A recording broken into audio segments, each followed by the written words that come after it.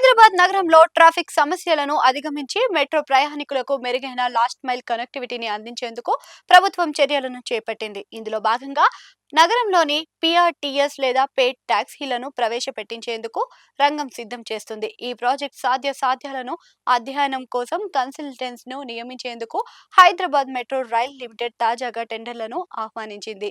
ముఖ్యంగా IT corridor, financial district, సచివాలయం వంటి రద్దీ ప్రాంతాలలో ఈ వ్యవస్థను ఏర్పాటు చేయాలని ప్రభుత్వం భావిస్తుంది.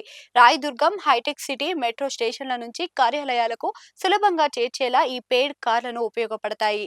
మెట్రో స్టేషన్లలో దిగిన తర్వాత కూడా ట్రాఫిక్లో చిక్కుకోకుండా నేరుగా గమ్యస్థానాలకు చేర్చడం దీని ముఖ్య ఉద్దేశం.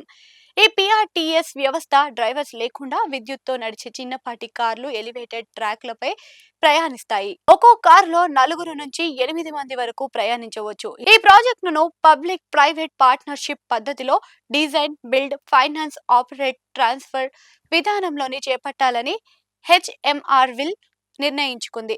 గత బీఆర్ఎస్ ప్రభుత్వం హయాంలోనే ఈ ప్రతిపాదన వచ్చినప్పటికీ అవి కార్యరూపాన్ని దాల్చలేదు. ప్రస్తుత కాంగ్రెస్ ప్రభుత్వం మెట్రో రెండో దశ విస్తీర్ణతో పాటు ఈ పిఆర్టీఎస్ పై కూడా ప్రత్యేక దృష్టిని సారించింది.